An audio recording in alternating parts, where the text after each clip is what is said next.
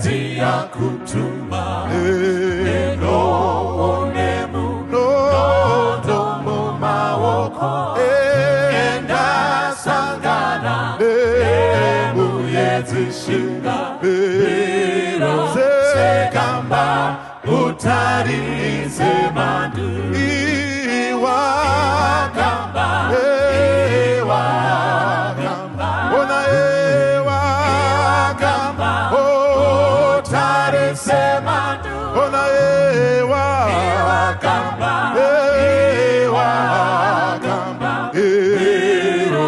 sekamba utari semandu kana mungozi chenjerangwarira usatokere hakuna chishangu wakane weni maunga wakunde sekamba utari semandu ona ewa kamba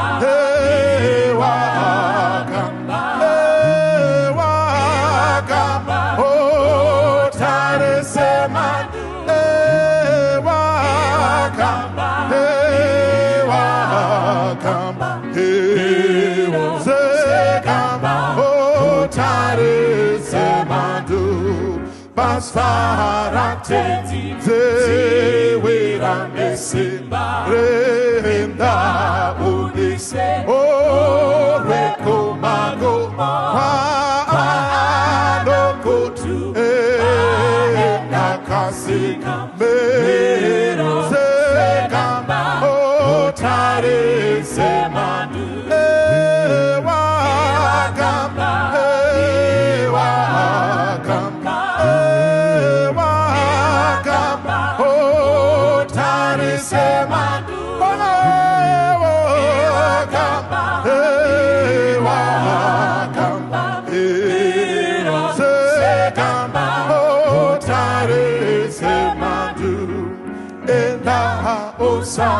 tenzi aripeshmo ano patisi lekukunyaranza rodo rakese karwezimbukwenda sekamba otare semandu ona ewa kamba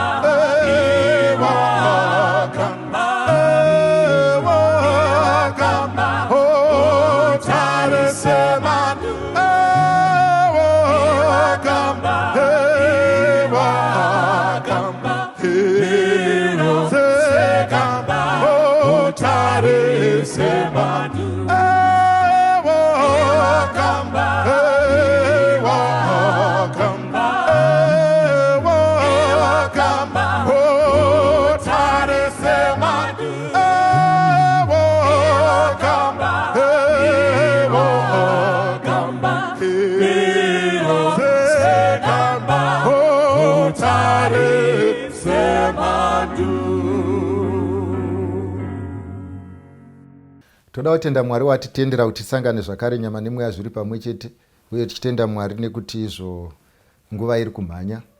Zuro uno ikwainaya tikapinda tikapiswa, iye zvino takutotonorwa ende zvinotiburitsira pachena kuti hakuna chinogara.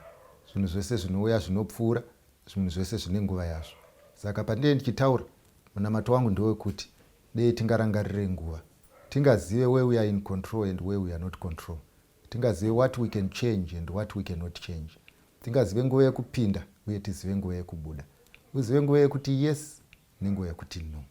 Munamato wangu vanangu mukati mezuva ranhasi, dei Mwari angatibatsira tizive nguva. Ndokukumbira kuti paunodida uchipinda mumastreets, paunoswera uri paFacebook wakararama nhede, paunoswera uchirota nekurotomoka, ndokumbira kuti uzive kuti izvo nguva haizi mumaoko mako. Nguva inokontroliwa nedenga uye nguva haimiriri munhu. Do you know whether uri kuchema kana kuti whether uri kufara, whether wapromiswa kana kuti hauna kupromiswa? You can never bring time to a standstill. Unoziva kazhinji kana pane chinhu chinofrustrata vabereki, inyaya yekuti vanhu vanorarama as though they have all the time in the world. busy discussing issues that they cannot change, busy worrying over issues that they have no control over, busy talking politics when they don't intend to be presidents. Issue iri panapa ndekuti panguva mwanangu, panguva apa, panguva shandisa nguva semukwereteswe, usashandise nguva sezvinonzi ndiwo unodetermina kureba kwezuva. Ngativei nenguva yekunamata. Baba vangu namuponesi musiki wedenga nepasi, patiri kutaura nevana venyu tokumbira chinhu ichi. Tibetserei tinzwisisane, tibetserei tiese tidzokedzane pfungwa, uye tibetserei tirongeke. Muzita raJesu ndinonamata. Amen. Zvandoda kuita panapa ndezvekuti ndachitarisa mibvunzo iri panapa, saka nekuwanda kwayo ndangotora yakada kurerekera pamwe chete. Saka mibvunzo yandichapindura panapa ichawirirana nevhesi yandiri kuverenga panapa. Ukaona zvichita sezvisingawirirani, adjusta brain yako, otherwise ukanyatsodzamisa pfungwa dzako zvakanaka uchaona zvichiwirirana. Ndikuverenga mukati mebhuku raIsaiah chapter 59 vhesi ndeya 124 na8, 124 to 8. Inoti iyo: tarirai, ruoko rwaJehovha haruna kupfupiswa kuti rukoniwe kuponesa, nzeve yake haina kuremerwa kuti ikoniwe kunzwa. Ndodzokorera vhesi iyi. Tarirai, ruoko rwaJehovha haruna kupfupiswa kuti rukonewe kuponesa, nzeve yake haina kuremerwa kuti ikonewe kunzwa. Vhesi ya2. Asi zvakaipa zvenyu zvakakuparadzanisai naMwari wenyu, zvivi zvenyu zvakakuvanzirai chiso chake kuti arege kunzwa. Vhesi ya4. Hakuna munhu unokwirira mumwe nokururama, hakuna unorevera mumwe nezvokwadi. Vanovimba nezvisina maturo, vachireva nhema, vanotora pamuviri pezvakashata ndokubereka zvakaipa. Vhesi ya5. Vanochochonya mazai emvumbi, vanoruka dandira rebuwe. Anodya mazai avo achafa, kana richipwanyika rinoburitsa nyoka. Vhesi ya6. Matandiro avo haangaiti nguo, havangafuki zvavakaita. Mabasa avo mabasa ezvakaipa, kuti nesimba ndizvo zviri pamavoko avo. Tsoka dzavo dzinomhanyira zvakaipa, vanokurumidza kuteura ropa risina mhaka. Ndangariro dzavo indangariro dzezvakaipa, kuparadza nokuputsanya zviri panzira dzavo. Nzira yerugare havaizivi, hakuna kururama pakufamba kwavo. Vakazviitira nzira dzakaminama, asi nani anofamba nadzo haazivi rugare. Vhesi ya8 ndoda kuidzokorora. Nzira yerugare havaizivi, hakuna kururama pakufamba kwavo. Vakazviitira nzira dzakaminama, ani nani anofamba nadzo haazivi rugare. Vhesi ya6 yati: matandiro avo kana kuti webhu yavo yavanoruka haingaiti nguo, havangafuki zvavakaita. Mabasa avo mabasa ezvakaipa, kuita nesimba ndizvo zviri pamavoko avo. Makomrades, panapa ndaverenga mavhesi aya kuti munzwisise nyaya iri pano. Bhaibheri rangu riri kumisa pozisheni iyi risingatsukunyuki. Pozisheni yairi rikunza nderekuti God does not change. If things appear to have changed, it is because you have moved, but God does not change. Zviri kunzi mira richiri paranga riri. Ukaona usisazvione, problem haizi yemira. Problem ndeyekuti position iri pauri hauna kutarisana nemira. Ndo number 1. Pechipiri, Bhaibheri romva rati: Mwari semanzwiro aaita minamato kare, achiri kunzwa minamato. Mapinduro aaita ana Jobhu ndo mapinduro aari kuita. Mapinduro aaita vana David ndo mapinduro aaita. Matauriro aaita nana Isaiah ndo zvaachiri kuita. Iwewe muupenyu ukanzwa Mwari seakure, cheki kwauri. Problem haizi yaMwari. Zviri kunzi Mwari achingori sezvaakanga ari kudhara. Let me be clear and honest with you guys. Mwari does not change. He remains who he is. ende Mwari haawedzere kana kubvisa, anosiya sezvo zvakanga zviri. Musafunge kuti kana mubereki wako iwewe asisiri principled, kana mubereki wako iwewe akukata macorners, kana mubereki wako iwewe akukupa freedom neyausina kupuwa naMwari, never think kuti iwewe because your parent akuadjusta kuita zvaunoda, waakumutamba sebhora, akunzwisisa zvisinganzwisisike, ofunga kuti kasemu concept ikako unokaseenzesa pamberi paMwari. God does not change. Therefore, iwewe neni tinogona kutaurirana, iwewe neni togona kukonana, iwewe neni togona kupikisana, iwewe neni togona kusaonerana, asi usazombofa wakafurwa nemhepo to the extent yekuti unofunga kuti kana ukaona favor pamberi pevanhu, ukagona kukonana neni, ukagona kupikisana neni, you can then pikisana naMwari. God does not change, and God owes men nothing. It's men vanoowa God a lot. Asi kunyarara kwaMwari hauzi ubenzi, kukusiya uchienderera mberi hauzi ubenzi, kukusiya uchiita zvinosungisa usingabatwe hauzi ubenzi, kukusiya uchiita zvinouraya usingafe hauzi ubenzi, kukusiya uchiita zvinorwarisa usingarwari hauzi ubenzi, kukusiya ushandisa mushonga pasingadiwe mushonga hauzi ubenzi. When God keeps quiet, it is not foolishness. Asi Bhaibheri rangu rinoisa pachena kuti Mwari anoyera upenzi hwese muchikero. Kana munhu azozadza mukombe, my God will talk. And when God talks, nobody is going to reason with him. Therefore, when we talk here, inini handigone kukuti inini ndikuudze zvinhu zvekuti newe tiwirirane, iwewe undiite celebrity, iwewe undiite munhu kwayo, iwewe undipe mbiri, pamusana pekuti mangwana makuseni uchazomira wakatarisa kumasure uchiuya ticha aiti kuri kutonhora hande yetinodziya zuva panzvimbo yekudzidzisana, aita saticha anonakidza, saticha anonzwisisa, but vekuCambridge havazive izvozvo, vezimuseka havazive izvozvo, vanenge vakamirira kuti uzoprodusa maresults. Saka hatinyengerane pachinhu ichi, tinotaurirana zvokwadi inogara nekusingaperi. And like I told you, here we only preach the truth as it is in Jesus. Therefore, you take it or you leave it, but the Bible riri kuti God does not change. Asi zvakaipa zvedu ndo zvine problem. Ende issue iri pano, sei ndiri kuverenga vhesi iyi, manzwa vhesi inoi iri kutaura kuzvikanzi izvo vanoruka madandira ezvinhu zvisinganzwisisiki, sekunge hembe dzacho vachadzipfeka nyamba hadzipfekeki, zvikanzi advice yavanopa vese vachaitora havazovi nerugare. Vanotaura zvinhu zvinenge zvine common sense, nyamba hazvina common sense. Ukatasa zvinhu zvacho zvinenge zviri kureva zvine zvazvinoreva, nyamba hazvireve chinhu. Hama nehanzvadzi, vanun'una uko, makomrades, taneta netumwe tupfungwa turi kugena popularity sezvinonzi turi popular, nyamba by the end of the day hatufanirwe kupopularizwa. Taneta nemamwe maonero anoita kunge ane sense, nyamba haana sense. Taneta neimwe type yereasoning inoita kunge zvinonzi muri kufunga, yeti zvinhu zvamuri kufunga zvakatofungwa kare. Kana uchipinda muexamination uchinzi izvo iwewe prove the theory yaPythagoras, hazvisi kunzi prove Pythagoras wrong, zviri kunzi Pythagoras akatoya nechinhu ichi ndo chitoripo. Iwewe prove kuti izvo uri kuzvinzwisisa here kana kuti hausi kuzvinzwisisa. Saka tumwe tupfungwa twapa napa uto ndo tupfungwa tatunoda kubata pahuro nhasi. Timake sure kuti kana uchinge uchizozviita hauna justification.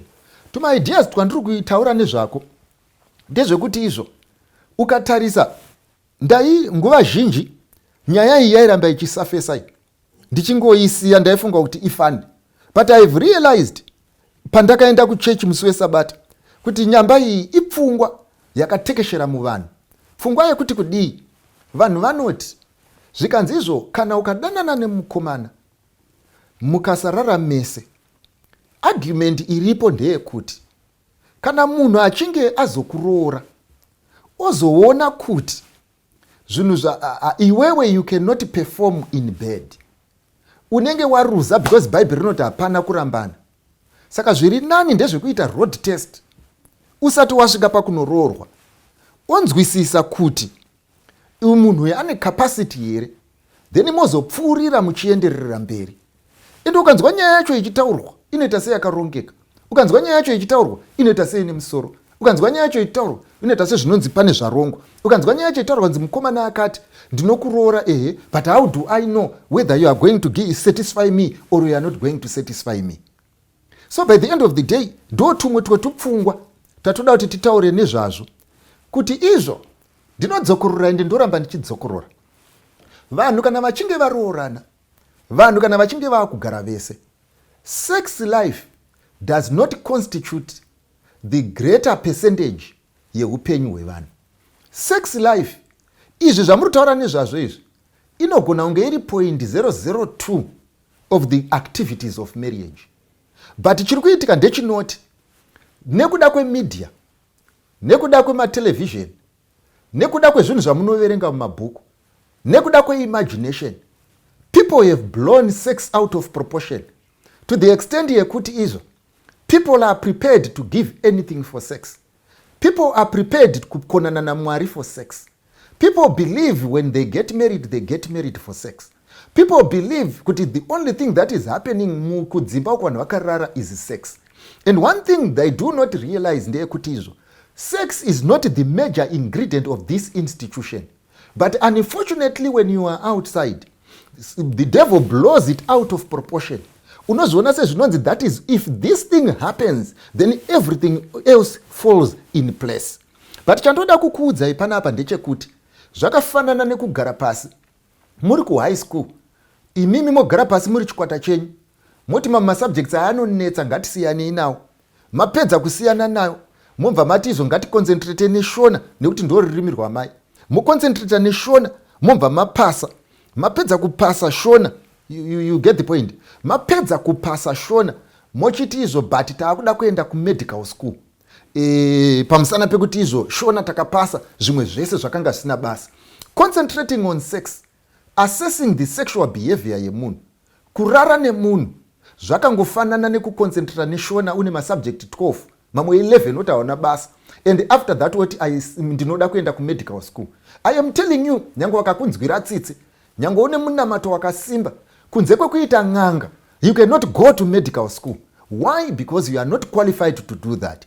So whatever you are assessing here is not what makes the marriage work. Whatever you are assessing here is not what is going to make the marriage viable. Whatever you are assessing here is not getting you closer to your boyfriend.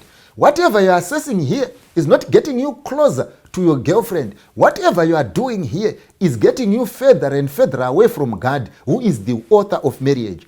Then when you get into marriage, you will be having the man and you will be having the girl minus God, who makes things work. Bible romba rati kuna mapisarema, anina ana anorinda guta, isha asingarindi naye anorinda pasina. Therefore, indulging before marriage will not help you in any way, but it will only keep a distance between you and your God, who can bless you. Saka ndoda kukudzai vanangu, musanyengerwa nevanhu vanouya netuma ideas utu, musanyengerwa nevanhu vanouya netuma theories utu. Zvino ndoda kukubvunza mubvunzo, iwewe unetuma theory, ndoda kukubvunza mubvunzo, iwewe unouya nepfungwa iyi, wakarara kangani, wakaroorwa, uri kumba. Handitiko zvinezvi issue ingoripo ndeyekuti izvo wakuda kuti unoretire pachinichi, wakuda kutoenda papenjeni pachinichi, ende uri kuenda papenjeni iko zvinezvi usati waroorwa. Uri kuenda sei papenjeni usati waroorwa? Because you believed foolishness. Ndo zviri kutaurwa panapa neBhaibheri kunzi izvo vanochechenya mazai enyoka, zvikanzi uye anodya mazai iwayo achafa. Zvikanzi dandira ravanoruka iri rinoita sezvinonzi vachapfeka panguva yechando, but hamuna chamuchapfeka panguva yechando. This idea yakangofanana neidea yekuda kunyeperana, kufadzana mukati menhema. Unoziva zvai zvinoitika, ndoda kukuudzai kare vakakurira mugeto kana kumusha uko munozviziva, basa raive rekurwa. Vanhu vanga vasingarwi pamusana pekuti vadenhana zvine mutsindo. Vanhu vaingorwa because ndo yaingo game racho, ndo yaive pastime kurwa. Saka asi zvaitika ndezvoti kana muri pakurwa muchidhonza zvibhakera zviya unonyatsozvinzwa kuti munhu wandiri kurwisana nayo ari kuuya, ende zvibhakera zvake zvinenge zvine simba zvechokwadi zvokuti ndikaita zvekutamba panapa anondikuvadza. Unoziva kana uchirwa unomboedza kumira wona kuti panapa ndinofa. Ukane wasvika pacondition yekuti your mindset now yakuziva kuti panapa bhokiseni harichaiti. Unoziva kuti kwaiti nyange kukadaidzirwa nekamwana kane 2 months kuti mirai kurwa, unomira. Hausi kumira pamusana pekuti izvo pataurwa neauthority. Uri kumira pamusana pekuti izvo hongowo kutoda kumira. Chawange uchingoda munhu anokubetsera chete pakumira. Ndo zvakangofanana nezvizvizvi. Vanhu izvi zvinhu zvamuri kuita izvi, muri kuzviita kwete pamusana pekuti izvo zvinoshanda. Muri kuzviita kwete pamusana pekuti zvinoendeka. Muri kuzviita kwete pamusana pekuti zvine ma-results, because this has proved kuti hazvina ma-results. Saka nekudaro chamuri kungozviita chete ndechekuti it is because this is what you want and this is what you want to happen, and because you want it and you enjoy it, you want to baptize it and find the reason for doing it. Unfortunately, your reason is not going to withstand the test of times. Kune zvimwe nyaya iri kuuya panapa. Kune vamwe vanouya vachiti izvo zvikanzi izvo mumachechi hamuna vakomana. Ende ukatarisa zvechokwadi machechi dida kwese, ubve kuMethodist uende kuSeventh Day uenda kuRoma, vazhinji vari kuvakadzi. Zvikanzi saka imi munoramba muchingoti izvo rooranai vematongo, but ukacheuka unonyatsozviona kuti hamuna vakomana. So by the end of the day munoda kuti tiite sei? And I want to tell you this makes sense. And I want to tell you, muri kurangarira here mimi Jacob akalora Rachel akasabereka mwana. Rachel asina kubereka mwana, Leah ndokuramba achingobereka. Rachel ndombati kuna Jacob, iwe kuti zvinhu zvako zvifaye, chirara nevashandi vangu kuti inini ndiwanewo vana. And I want to tell you this thing. Ndepekuti pavakaproducer vana, akafara kuti ndane vana, but she never had the satisfaction of childbearing. Aizviziva kuti havazi vangu. Hongu vaberekerwa mumba mangu vari kunzi ndevangu, but havazi vangu. Hongu vana ava vaberekwa nevashandi, varidzi vevana ava ndo vane kodzero pavana ava. Inini handina kodzero, asi by the end of the day akangoda kuti zvishande zvakadaro. Ndo zvandinoda kukuudzai makomrades. Nyaya iripo ndeyekuti izvo, when God says something, iwewe haupe vanhu bypass. When God says move, hauudze vanhu kuti mira iwewe. When God says it's a walk of faith, hauudze vanhu kuti walk by sight. When God says I am able to do to the uttermost, God means it. Kana Mwari akasikira Adam mukadzi from nowhere, I want to tell you ndeyekuti izvo hakuna munhu anofanirwa kuti ndinoroorwa because I've made a census yevarume vari pano. Hakuna munhu anoti ndinoroorwa because I've made a census yevasikana vari panapa. Issue iri panapa ndeyekuti izvo, the quality of your faith will decide where you end. And the quality of faith iri kufanirwa kunechwa, ndo isiri kunechwa, because vanhu vazara munyika umu, they are walking by sight and not by faith. I want to tell you, choose what you want. If you want to walk by sight, don't sit in the church. If you want to walk by sight, don't decide to be a Christian. Enda kwa unofanirwa kunge uri. Kana wapedza zvinhu zvako, ozodzoka ndokunge dhori chakavhurika. Saka ndatirege kuya netunyaya turipo.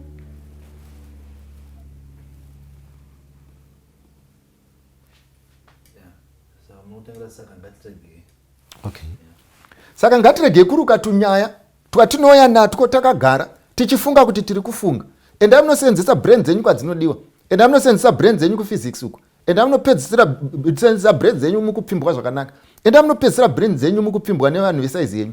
Enda munosenzesa brain dzenyu mukusarara pesi pesi. Enda munosenzesa brain dzenyu mukupfimbwa nevanhu vanorora. Enda munosenzesa brain dzenyu mukuona zvinofanirwa kuoneka. But by the end of the day panosenzesa panoda brain hamusi kudzisenzesa. PaMwari ndo pamakuda kusenzesa brain. You are not God. God takes care of his job. Iwewe you do yours. Unfortunately, you want to be God. You are not God. So I want to tell you, vanoda kuroorwa zvakanaka panoita sepane rima, Jehovah wachaisa light. Vanoda kuroorwa zvakanaka panoita sepasingaendeke, Jehovah wachaita kuti paendeke. I want to tell you, God is in control of this world. Hakuna munhu achakubvisa pazvinhu zvawakapiwa naMwari. Kana Mwari ndakakuudza kare akakuti pinda, hakuna unoti buda. Akati gara, hakuna unoti mira. Mwari akati mira, hakuna unoti gara. Akati seka, hakuna unoti chema. Akati chema, hakuna unoti seka. Akati unoroorwa, hakuna unoti aroorwe. Ndoda kukuudza mani kuti Mwari haaudzirwe, haafamba achibvunza pachikoro, haafamba achibvunza next door kuti munhu munomuona sei. When you want things to happen, when you want miracles in your life, face upwards. Hakuna kutarisa kuti muchechi mune vanhu vangani. How many people do you want to be married? Yes, muri 100 muchechi menyu. Iwewe, how many boyfriends do you want? One hamuna here arimo. Sei iwe uri kuti takawanda. Wakaudzwa nani kuti makawanda? Wakaudzwa nani kuti ndevenyu mese? Wakaudza vanhu kuti mese munodependa naMwari. By the end of the day, iwewe never count the number of people. Just assess your qualification. Vazhinji ndeve pressure. Umwe anoti vasikana vese matsotsi, mafungira ake. Tupfungwa turi kungouya. Umwe oti ukaramba sex unorambwa. Tupfungwa turi kungouya. Umwe oti izvo ndakurisa. Tupfungwa turi kungouya. Umwe oti ukasaroorwa pa 24 wafu wakaroorwa. Tupfungwa turi kungouya. Umwe oti izvo vanhu vari kuti isusu muri kuti tizvo ndatizvichengetei, asi vamwe vanhu vasiri kuzvichengeta. Ngati munhu wese ndatingozivai kuti munhu ari kudawo mhandara ngaave jaya. Haizi nyaya yekuti munhu akakanganisa, munhu wese ngaakanganisa.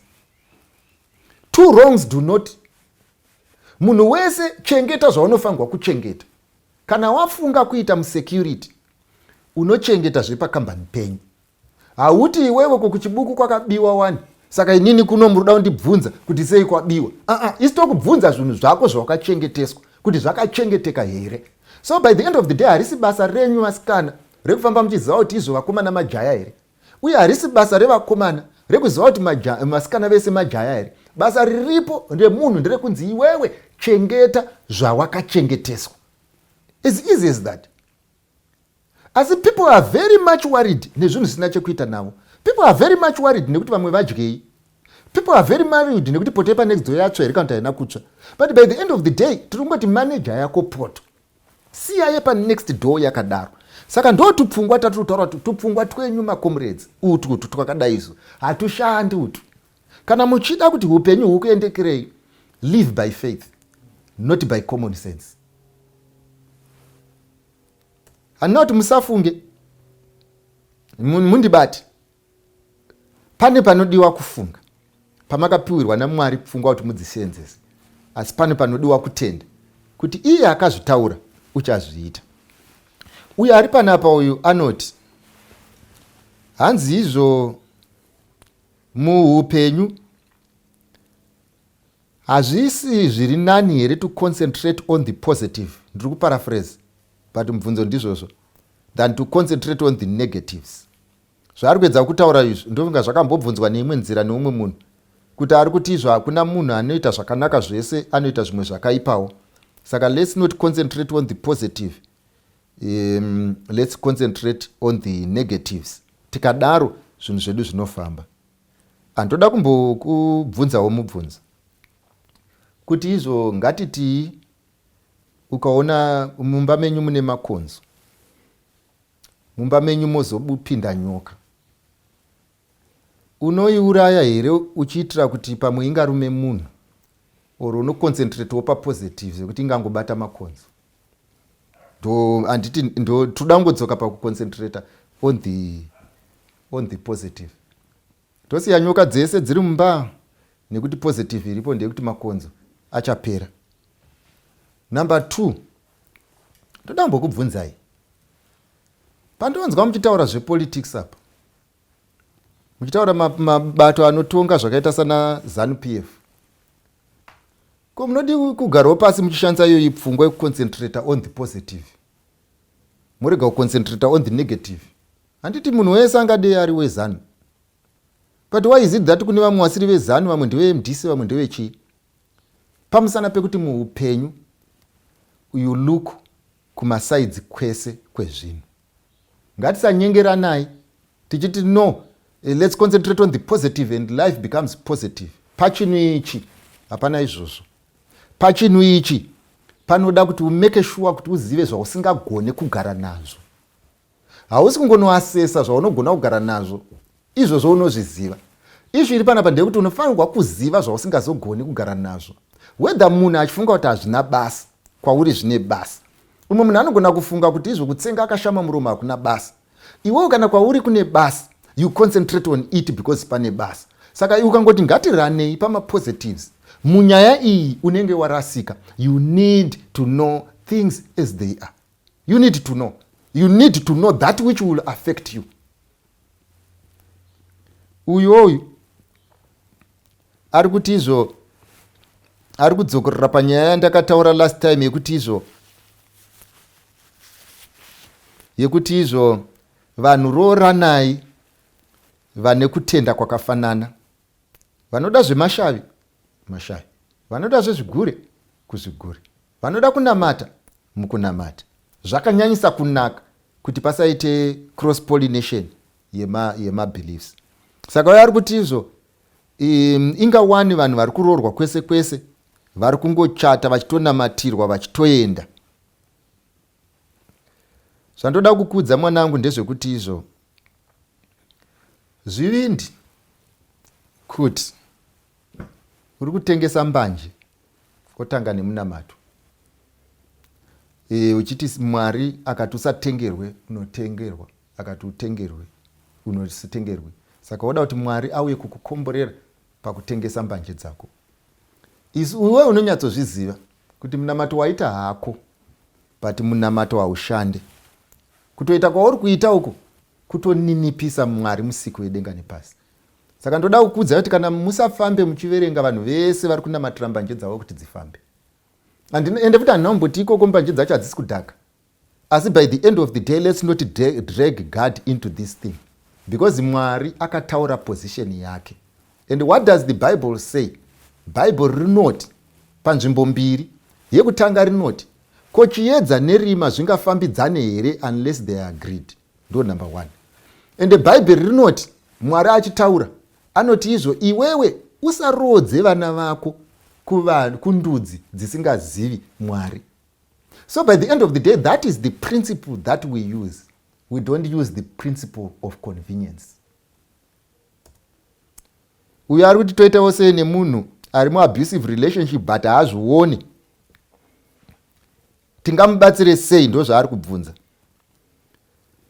Ini ndoda kuti ndiko kutaurira, handisi kutaura kungotaurawo, hapana munhu wandiri kushora. Ndakaona vanhu vachitaura nezvaTB Joshua mazuva apfuura, vachiitisana naro. Vamwe vachitanga ari munhu akaipa, vamwe vanga vachitanga ari munhu akanaka. Vamwe vachitanga akaipa, vamwe vachita akanaka. Vamwe vachifara nazvo zvekunzi akaipa, vamwe vachitsamwa nazvo. Vamwe vachiti munhu waMwari, vamwe vachiti hasi munhu waMwari. Ndakaramba ndakangoteerera zvangu. But nekuti chandaiziva ndechekuti assessment yavari kuita yaTB Joshua is no longer necessary because he is now a dead man. Whether mukamuti akashata, whether mukamuti akanaka, TB haasi sipo, TB atorova pasi.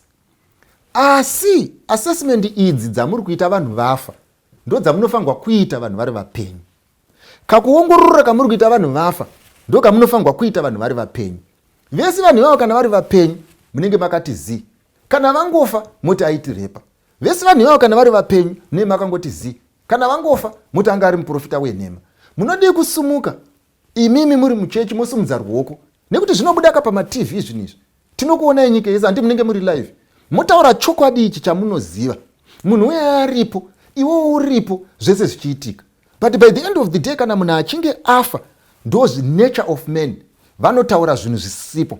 They are very much prepared to check someone's history, but they are not prepared kutaura nenyaya iyoyo. Ndo zviri kufanana nepanapa. Uyu munhu wauri kutaura nezvake uyu akafanana neidol worshiper. Anorana relationship pachisoja yekunzi izvo do as instructed, obey then complain later. So by the end of the day, no matter what you say to this person, because she is an idol worshiper, atozviwanira chimwari chake, azviwanira bhazi rake richamuendesa kwese kwese. Ende bhazi iri ndo rinotosvika kumusha according to him. Chikati chimusic chiri imomo chiri kunakidza, iye wagara anozviti ndine munyama, zvinhu zvangu hazvifambe. Saka pana parida kutomeka sure kuti icho chichafamba kunyangwe chisingafambe. And the only problem ichaitika nemunhu iyeye, she will make an assessment iri proper when she is married.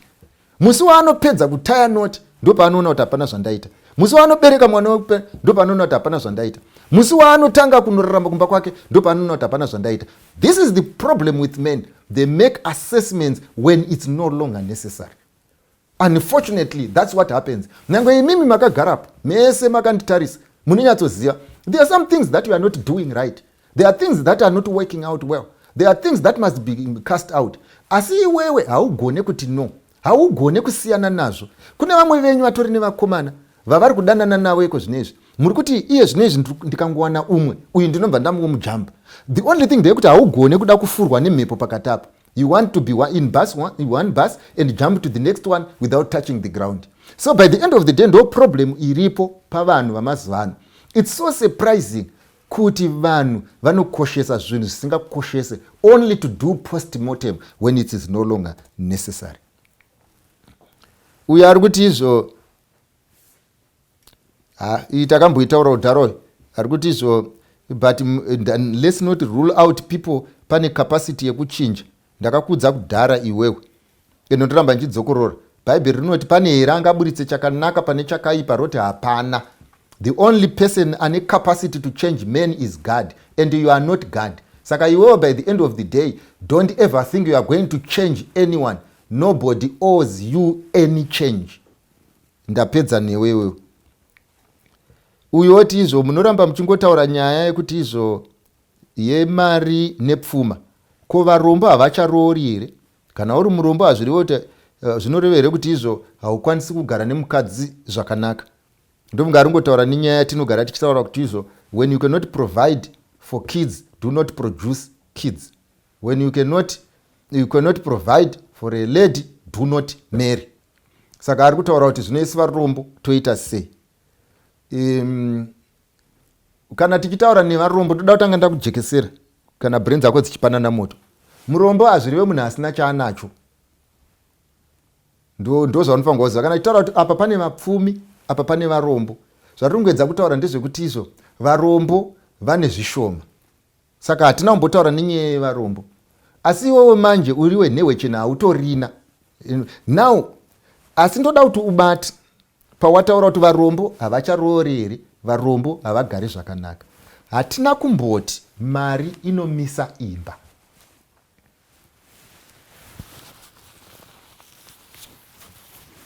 Uye hatina kuti vapfumi vachadanana nekusingaperi. I think nyaya iyo unogona kunobvunza Bill Gates. Bill Gates munomuziva ane mari isingamboiti. Saka nyaya iyo ukanobvunza Bill Gates anokutsanangurira. Mukadzi wake anoinzwisisa. Kana akanga aita assessment yekuti yemari, akazoona kuti izvo mari hainakidzi, pane zvinonakidza zvisiri mari, ndo saka iyi assessment handirambe newe. Asi ndoda kuti mundibatisise vapfana. Weakness yenyu iri pakuda izvi. Many a times you don't do your best. Unoziva, pataikura kare, haasi munhu wese aive nemota. Asi kwainzi kana munhu akuenda kunosununguka. Kwedu kwataigara vaisunungukira vainzi kwaJonasi. Kana akuenda kunosununguka, muridzi wemukadzi anenge akatoronga nevanhu vane mota. Kana vachida kubhadharwa akatobhadhara, achiziva kuti kana mukadzi akuda kusununguka anouya kuzotorwa. Number 1. Number 2, kana mukadzi asununguka aitonotorwa nemota nemunhu asina mota, zvekuti kumusha kwaitosungwa ngoro. Vasina ngoro vaitonokwereta ngoro kuti muzvere adzoke kumba. But problem yaapo mazuvano ndeyekuti imimi vakadzi venyu vamunomitisa tosangana navo mustreet vachibva kumatenet uko, akadungamidzana namai vake vari pamberi vakabata kamwana, iye ari mumasure vari kuenda kunorasirira. Izvi iri panatoti urombo hwacho hwamazonyanyobhabhatidza zvakadai hwekuti munhu anoroora mukadzi omumitisa, onosununguka, odzoka achifamba netsoka. Uhwo hauzi urombo, idisrespect. Saka hatisi kukuti imimi pfumai, hatisi kuti imimi itai mazita makuru. Tiri kuti kwamuri imimi munofanirwa kudya, because kudya kuchadiwa pavanhu vanodanana. Tiri kuti kwamuri imimi munofanirwa kurespectana. Tiri kuti kwamuri imimi, a woman should walk when it is time to walk, but she should be ferried kuenda kwaari kuenda when it is time to do so. Saka inini every day ndokudzokorera vapfana ndigere pano. Every time pandosangana nemudzimai, vapfana vechidika vachibva kunosununguka akatakura kamwana achifamba achienda kunotsvaga makombi, ndingatochinja direction kuti ndiende naye pamusana pekuti kwandiri if ever there was abuse, that is abuse. Iwo wakamboona here, ndoda kukubvunza nhasi ufambe uchiongorora, kana vanhu vachibva kunosununguka aenda kunotorwa namai vake, mai vake vakatakura kamwana vachifamba, pane here wavakamboona vanofamba vachitaura nyaya? Hapana. Rwendo runenge rwakaoma, hongu kuti kwaponwa vanhu kufara kwekupona kuripo, but rwendo rwuya runenge rwakaoma zvokuti mai vanenge vachitofunga kuti izvo mwana wangu marorero nemarorerwo anoita aizive here kuti zvichasvika apa. Dei wakatifonera kataka kubatsira. Why pamusana pekuti we are doing things and we are ignoring zvinhu zvinofangwa kuitika. Endi vamwe vasikana ndoda kubva ndakubudirai pachena mheno, ndaitaura neumwe mufesi mumazuva apfuura achitaura nenyaya yanzvadzi dzake. Zvikanzi marorerwo yanzvadzi dzangu anondishamisa ini. Hakuna kana one akambororwa nemunhu ane mota. Vese vakangororwa nevarombo, asi unoshaya kuti vanotsarudzirwa here zviri kufamba sei. Asi kuti anobvunza hanzvadzi dzake haagoni. Ende matimambozvona zvinoita sezvinonzi munyama, zvinoita sezvinonzi hamenoti chii, nyatsoongorora, inoda kuti uongorore iwewe kumba kwenyu, nyatsoona ukaita stats dzacho, ukada kuanalyza vakuwasha vako, unogona kuona kuti izvo hanzvadzi dzako hamenoti mindset yadzo yakafanana nei.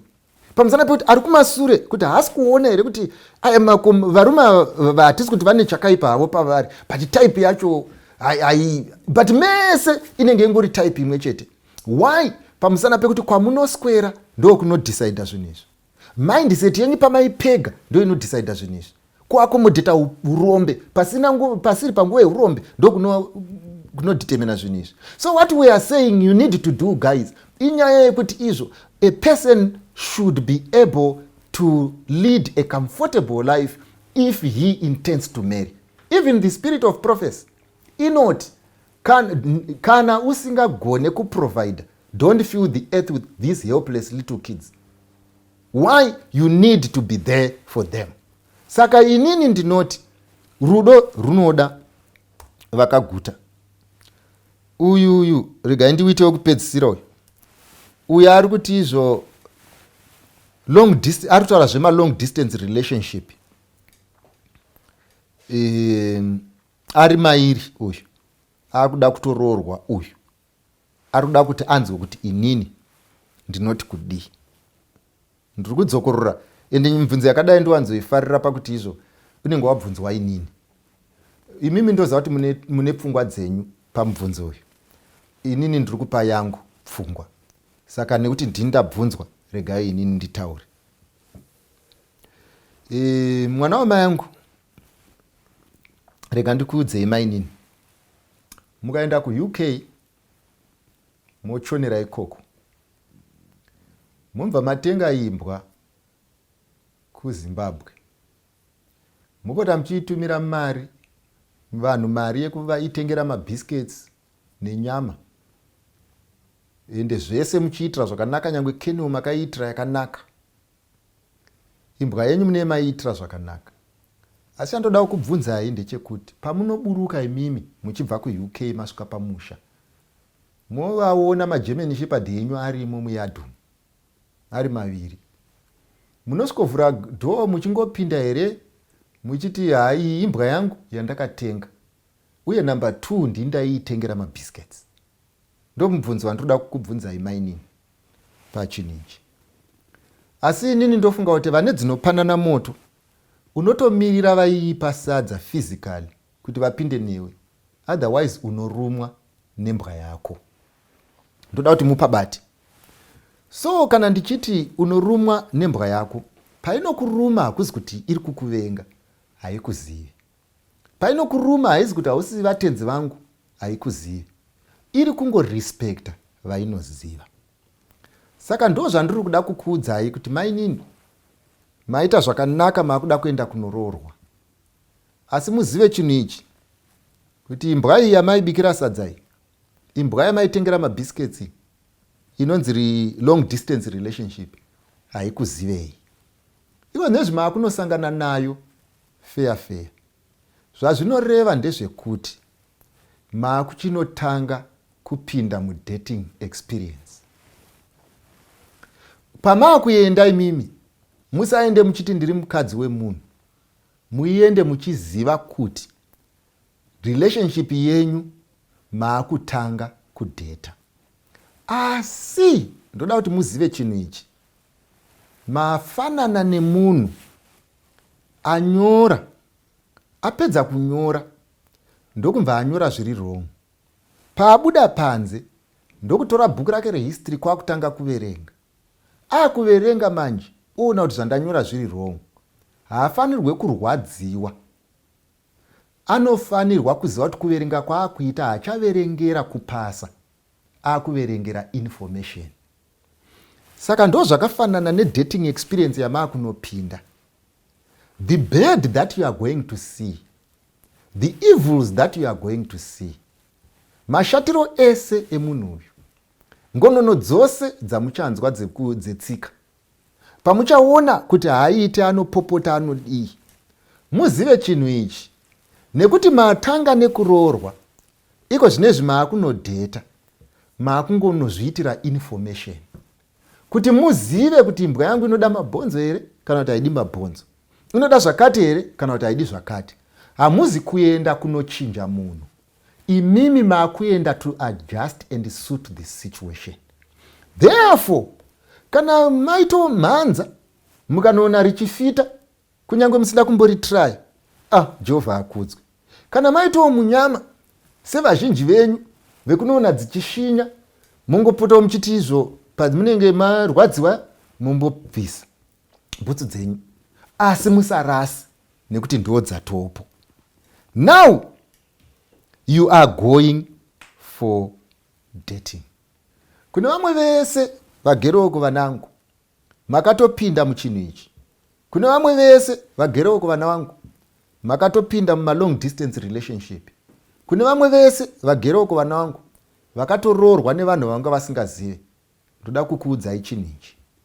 Chinhu chamunofanirwa kuziva kubva zvino ndezvekuti maiudzwa paFacebook kuti zvinoshanda, maiudzwa nevanhu kuti zvinoshanda, kana nemiwo maiti zvinoshanda. Chiitai zvishande.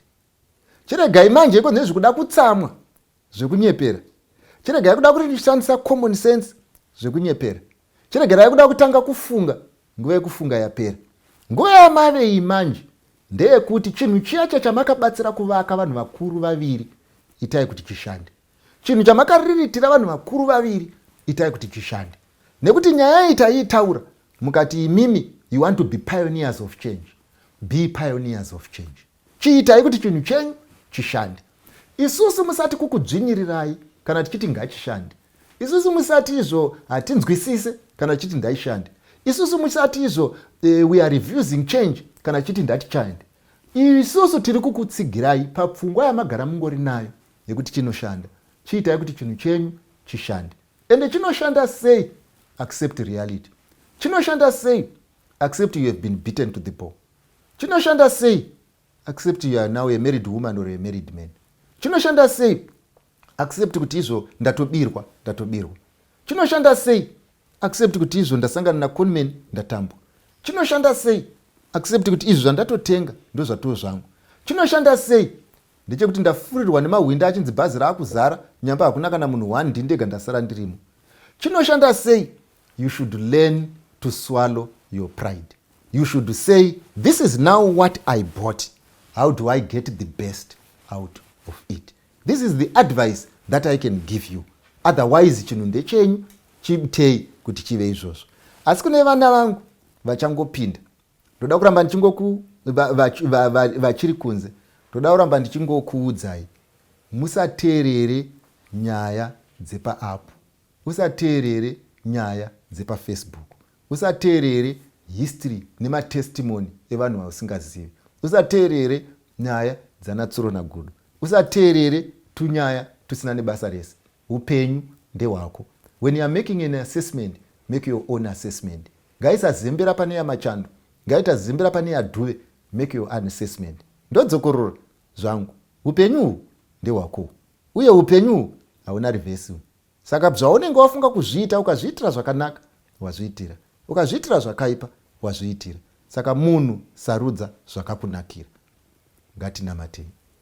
Ishe namuponesi maita henyu, ndokumbira kuti dei mukatendera kuti vana venyu vakunzwisise kuti muri Mwari, hamusi shamwari yavo, uye vanzwisise kuti imimi munovashuvira zvakanaka.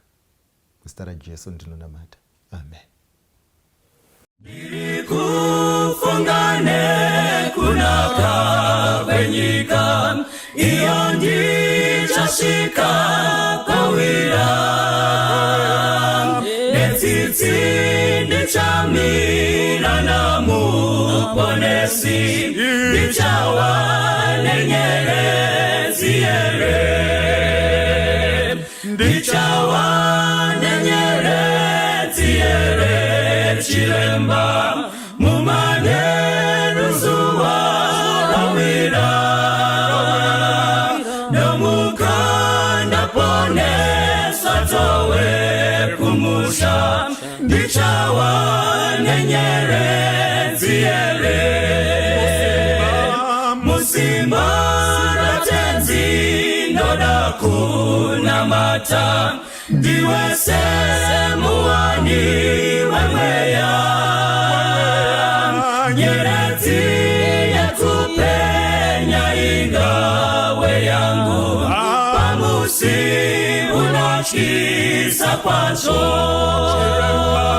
ndichawa nenyeredzi here chiremba mumanheru zuva rawira nomukanda poneswa towe kumusha ndichawa nenyeredzi here ndichafara ususu wa Jesu nomupa rukudzo narini zvichandifadza mumusha wendarama kuti ndikawana nyeredzi chiremba ndichawa nenyeredzi here chiremba mumanheru zuva rawira nomukanda poneswa towe kumusha ndichawa nenyeredzi here ndichafara kuona usu wa Jesu nomupa rukudzo narini zvichandifadza mumusha wendarama kuti ndikawana nyeredzi chiremba ndichawa nenyeredzi here chiremba mumanheru zuva rawira nomukanda poneswa towe kumusha ndichawa nenyeredzi here ndichawa nenyeredzi here chiremba mumanheru zuva rawira nomukanda poneswa towe kumusha ndichawa nenyeredzi